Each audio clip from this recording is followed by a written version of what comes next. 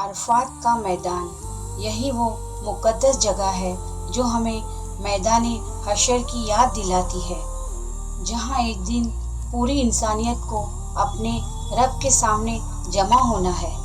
और यही वो दिन है जिस दिन शैतान सबसे ज़्यादा जलील और रुस्वा होता है, क्योंकि वो देखता है कि अल्लाह अपने बंदों पर कैसी बेशुमार रहमतें बरसा रहा है।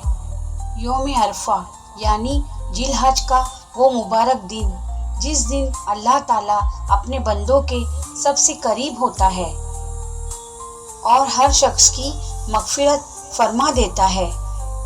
ये वही दिन है जिसके बारे में हमारे प्यारे नबी मोहम्मद सल्लल्लाहु अलैहि वसल्लम ने फरमाया, हज तो अरफात ही है। यानी अगर कोई इंसान अरफात के मैदान में वक़फ़ ना कर सके तो इसका हज मुकम्मल नहीं होता। लेकिन क्या आपको ये पता है आखिर इस मैदान की इतनी अज़मत क्यों है? क्योंकि यही वो सरज़मीन है जहाँ हज़रत आदम अलैहिस्सलाम और सईदा हवा रज़ी अल्लाह ताला अन्हा की ज़मीन पर मुलाकात हुई थी, जब वो जन्नत से ज़मीन पर उतारे गए थे और सालों तक एक दूसरे की तलाश में थे। तो इसी अरफात के मैदान में जबले रहमत यानी रहमत के पहाड़ के पास वो दोनों एक दूसरे से मिले थे और यही उनकी तौबा कबूल हुई थी। इसे रहमत का पहाड़ भी कहा जाता है। अरफात का मैदान मक्का मुकरमा से कुछ दूरी पर मौजूद है। हर साल दुनिया के कोने कोने से आए लाखों हाजी एक ही लिबास यानी एहराम में यहाँ जमा होते हैं। ना कोई अमीर होता है, ना कोई गरीब, ना कोई बादशाह, सब एक बराबर हो जाते हैं।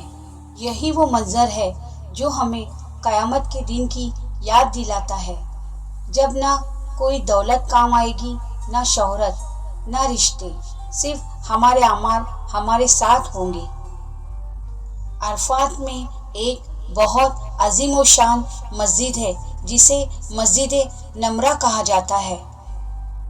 आपको ये जानकर हैरत होगी, ये दुनिया की वाहिद मस्जिद है जो साल में सिर्फ और सिर्फ एक दिन के लिए खुलती है।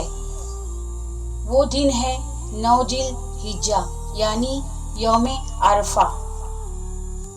इस मस्जिद निमरा में ज़ोहर के वक्त खुतबाए हज दिया जाता है और यही वो जगह है जहाँ हमारे प्यारे नबी मोहम्मद सल्लल्लाहु अलैहि वसल्लम ने अपना आखिरी और तारीखी खुतबतुल अलविदा दिया था और पूरी इंसानियत को मसावात, हुकूकुल इबादत और औरतों के हुकूक के बारे में उम्मत को नसीहत फरमाई। खुतबे के बाद हाजी इसी मैदान में ज़ोहर और असर की नमाजें एक साथ यानी कसर करके अदा करते हैं। फिर शुरू होता है वक़ूफ़ अरफात, यानी हाजियों को इस मैदान में खड़े होकर दुआएं मांगना। ज़ोहर से लेकर सूरज डूबने तक लाखों हाजी रो रो कर अपने रब से दुआएं मांगते हैं, अपने गुनाहों की माफ़ी मांगते हैं। ये वो वक्त होता है जब अल्लाह की रहमत अपने उरूज पर होती है।